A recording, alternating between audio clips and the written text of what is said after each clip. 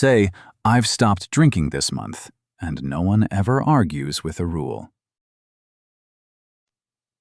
The Art of Saying No by Damon Zahariades. Audiobook summary and review by StoryShots. Every yes you give someone else is a no you just handed to yourself, whether you noticed or not.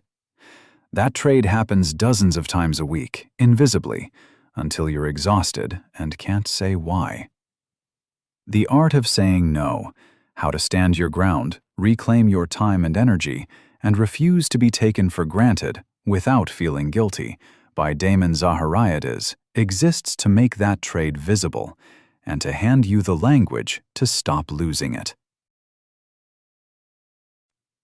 Why people-pleasing isn't kindness. Most people think saying yes constantly makes them generous.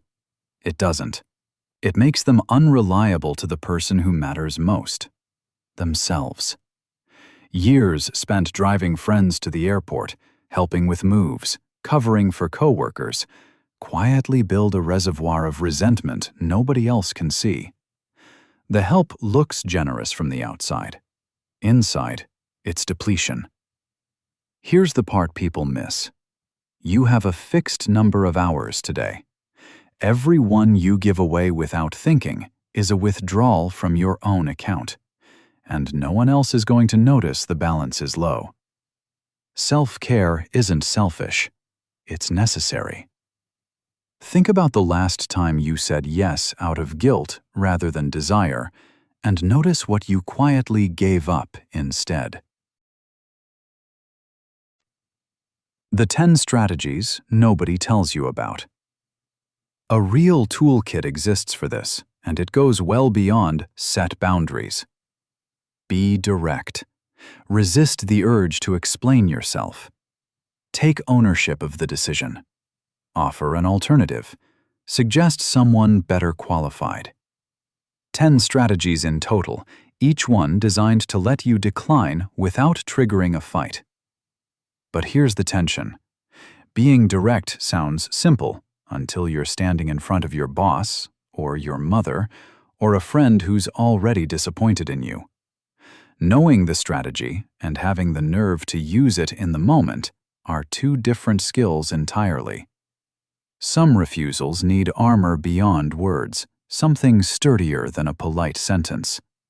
The right words fail if you fold before you finish the sentence. So what actually makes a refusal stick when the other person pushes back? The rule that ends the argument before it starts. The sharpest trick isn't a phrase, it's a category. Instead of negotiating each request individually, build a rule so broad it removes you from the conversation entirely. Say, "I don't drink on weekdays," and you're no longer defending a choice, you're citing a fact about yourself, one that predates the request and has nothing to do with the person asking. That's the mechanism.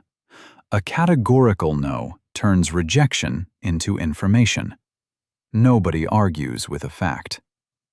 Compare that to referencing a commitment or offering a counteroffer, and you start to see why some refusals get relitigated for 20 minutes, while others end in 5 seconds flat. The bigger question is which of these 3 tools fits which relationship, and what happens when even a categorical no gets challenged by someone who refuses to accept facts. If this changed how you think about protecting your time, someone in your life who never says no probably needs to hear it too.